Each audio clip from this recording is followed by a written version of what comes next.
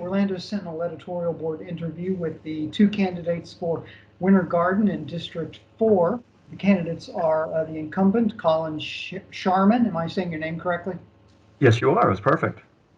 And Don Antonis. Am I saying your name correctly? Yes, you are. Good. Thank you. Thank you both for participating. We appreciate it very much. We'll take about 30 minutes. And if each of you could just take a minute to tell us about yourselves or whatever else you'd like to say by way of introduction, and then we'll start with some questions. So, Mr. Sharman, why don't you go first, please? Okay, so it's been my honor and pleasure to serve as Winter Garden City Commissioner for the past 15 years. And it seems everywhere I go, people are asking how Winter Garden's been able to maintain its small town feel while we've grown smartly. I'm proud of the city. I'm proud of what we've done. Our tax rate is the 4th lowest in Orange County. And I think we owe all of our long-term success to our vision and planning that we've had. And I've been part of that for the past 15 years. I am a father to 2 boys. I've been married to my wife, Cindy, for 26 years. My oldest, Brandon, has 2 grandchildren. And my youngest, Austin, is 23. Okay, terrific, thanks. Ms. Antonis, would you like to go now? Thank you. Yes, hi. Hi, everybody. My name is Dawn Antonis. I have been a resident of Winter Garden here for 8 years now, and I have loved it ever since we decided to move here. I'm originally from New Jersey, and when we decided to relocate to the Orlando area, we checked out city and town and everything until we stumbled across Winter Garden, and we fell in love with it then, and I'm still in love with it. Throughout the 8 years I've been here, I've seen things that are amazing, and I also see things that I feel like could be a little bit improved, and that's why I'm running, to see how I could bring my 30 years of experience in the business world of problem solving and troubleshooting and problem resolution and getting things done to help fix some of those issues. So I'm married for 19 years. I have 3 kids, 2 of which are currently in the our school system, and that's me. It's nice to meet you all. Okay, thanks very much. Can I ask quickly, what, by way of background, what is your professional background? What do you do? Oh, I currently am an instructional designer. I have a background of designing and implementing ethics and compliance training. So I have a strong background in ensuring that agencies, such as governmental agencies, are doing what they need to do to maintain ethical standards. Okay, thank you. Mm-hmm. I'd like to ask you both a question we typically start these city meetings with. You know, they're nonpartisan, so unlike in some elections, people can't just look at a party label and vote based on that. So maybe that's good. But I wonder if you could each take a minute to talk about maybe what's the key difference or differences between the two of you that would help people, that would assist them in making a decision about who to vote for. Ms. Antonis, could you go first, please? Sure. I think that the biggest difference that people would see would be our backgrounds. You know, Mr. Sharman has, as you mentioned, 15 years of experience in this particular role, whereas my background is more in the business world, and I'd be able to take my successes there and use those skills and have the same success here. And I think that what I can bring also is a fresh perspective. I think being coming in from less of an insider, I bring a fresh and unique perspective. Okay, Mr. Sharman, would you like to take that question? Yeah, sure. Well, I would encourage my opponent to get to know my real background. I work for Train US Inc. I'm an account manager. I'm responsible for over $5 million in sales and revenue every year, and managing of the people and operations for that. So I bring a large amount of commercial knowledge from the professional world to bear in the city. It's not just about balancing the city's budget, but doing the right things for us and looking out for our citizens and what's best for them. And I think we've done a pretty good job. And I think if people in Winter Garden agree, they would vote to re-elect me. Well, maybe I can rephrase that question in a slightly different way. Are there any, so you both had mentioned your professional backgrounds as distinguishing features. But could you maybe talk about some sort of policy idea that you have that maybe contrasts with the other candidate? Mr. Sharman, could you tackle that? Absolutely. When I first got in office, one of the first things I did was I put together our master parks plan. District 4, when I moved here to the district, I used to live in the northern part of the city. It was Orange Groves, and I'd found out that they were going to build a huge shopping mall right next to the new neighborhood I just moved into. I got involved with a bunch of neighbors, and we worked on that project. We reduced the size of it. We eliminated the theater that would have been a hangout for kids. And then we got the big box stores relocated away from the neighborhood back against the 429. And because of that, I decided to get involved, that we needed to have a real voice. And what you're seeing today in Winter Garden and over the past 15 years is because someone from District 4 got involved and has slowed down the pace of rapid development. I also put the first park in District 4. There wasn't a park. There wasn't a fire station in District 4. We now have our first park with softball and soccer fields that everyone can use. And we've also added Tucker Ranch. It's over 200 plus acres of outdoor space. It's all part of the master parks plan that I helped develop when I first got into office.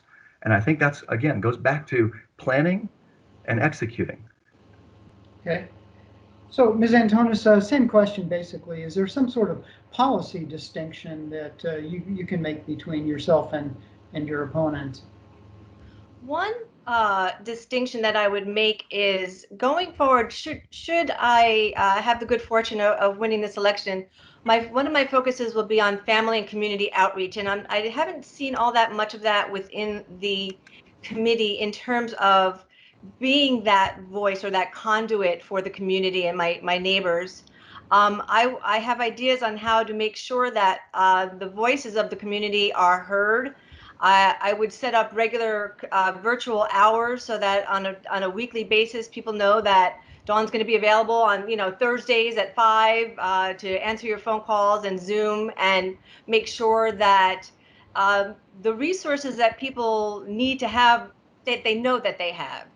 So I know that we do have resources for people, but I feel like sometimes it's difficult to just go on the website and find what you're looking for. And sometimes you just need that voice. So I think that doing a little bit more family and community outreach would be something that would just be a distinction. What would you each say is the biggest, I don't know if you want to use the word problem or challenge, pick the word, but problem or challenge that the city of Winter Garden is facing right now? Ms. Antonis, could you go first? Sure. I would say that the impact of COVID is the biggest problem that we're facing right now. And I see that there are some good steps that the town has taken, encouraging mask use. I see the signs up downtown to, encourage people to follow the guidelines. And those are all great things.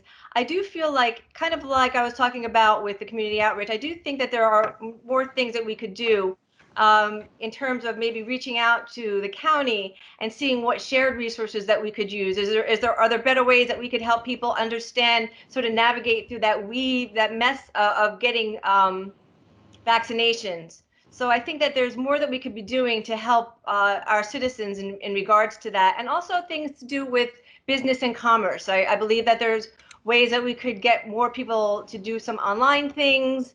I have some ideas about some creative ways that we could attract some more attention online. So I think that there's definitely ways that we could fight back against the damage that COVID has done to the entire community. Okay. Mr. Sharman, what do you see as the city's biggest issue? So in my professional life, because I work for Train, indoor air quality, and COVID, and managing and helping businesses reopen is what I do professionally. But right now, I see the two biggest issues that directly impact the city is we need to add another fire station in District 4. We purchased the land for it. It's part of the plan.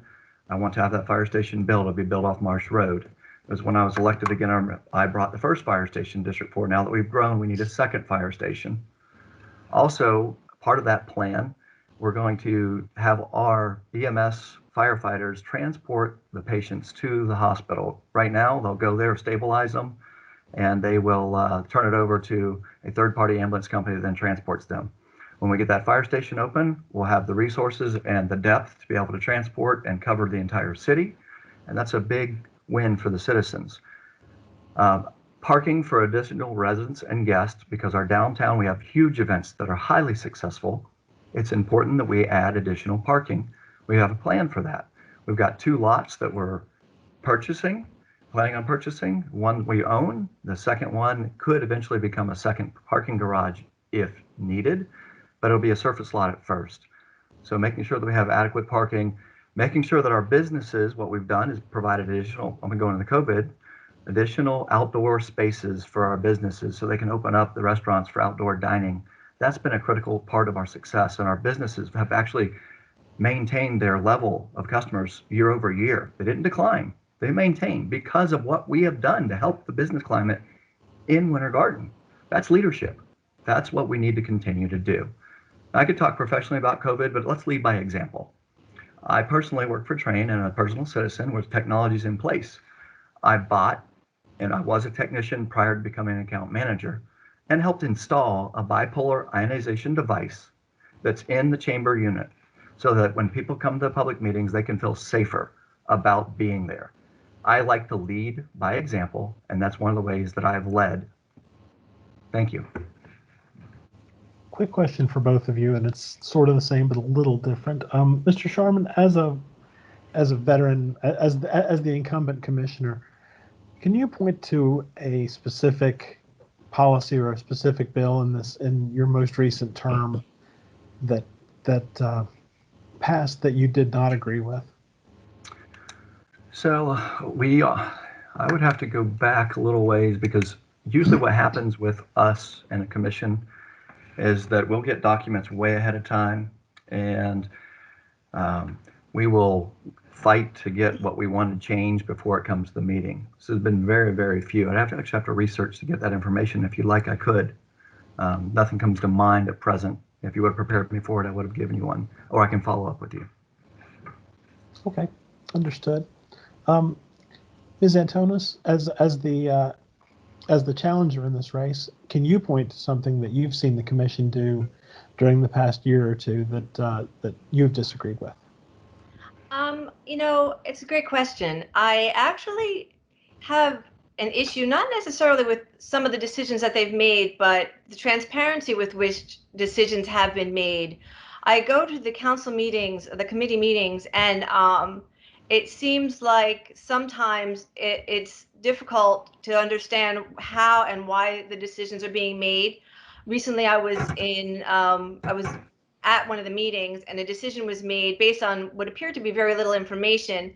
And as a citizen, that concerned me because I feel like there are a lot more questions to be asked. So what I would like to do is make sure that when decisions are made, that they're much more clear and consistent. I want to make sure that the decisions, the criteria for making and evaluating decisions are applied the same way to each decision, so that the process is consistent and uniform, so that we're ensuring we're looking at every decision in the same way. So I would encourage that sort of transparency, and that's one thing that I would look for.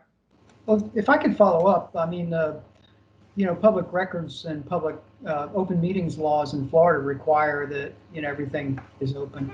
So Yeah. I guess I wonder if maybe you could elaborate on what you mean about the additional transparency. I'm not sure I understand what that would involve. Sure. Yeah, and you're right. There's definitely a bunch of information that's out there for people if they know, and if they know how. I just know that sometimes there was a decision that was made recently about allowing a concert for the name of the group is escaping, the Rotary Club, which I think is a great idea, and I'm supportive of that.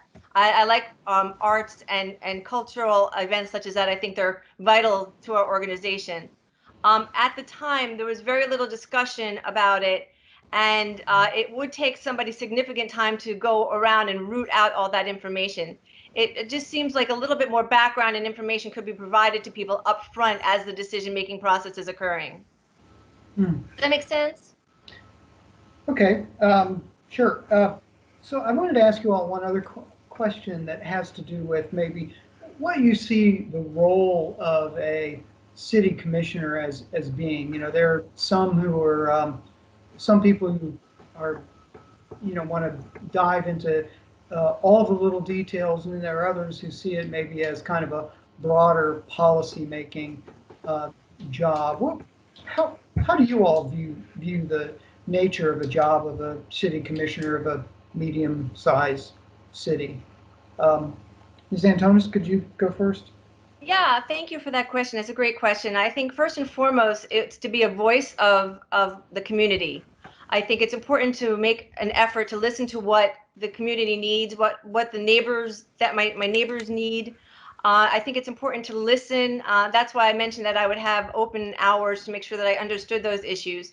And then to lead by example, to take what people are saying they want to do and then come up with a strategy to get it done. It may not be something that you can do instantly. It may take a lot of planning and organizing to get some of the things done. But I really do think that the focal point always needs to remain on the people that live in this city. Okay. Well, how about you, Mr. Sharman? What do you say? So I believe that I am the advocate for the people in my district and the conduit for their voice for policy. So when there's a large development or anything happening, we hold a community meeting specific so that those folks that are affected, we send out a mailing and a letter to those people in and around the neighborhoods where that project is happening, so that we hold a pre-meeting before it even gets to planning and zoning, before it even comes before the commission.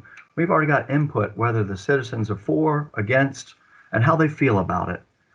So I also do updates on my Facebook page because people don't have time to stop in and check in. But if somebody wants to get a hold of me, they have access to me. If you call my number at City Hall, it transfers to my cell phone, as many residents found out recently when we helped them with the Marsh Road issue and resolving dump truck noise and safety. They were surprised they could just call the office and get their city commissioner on the phone.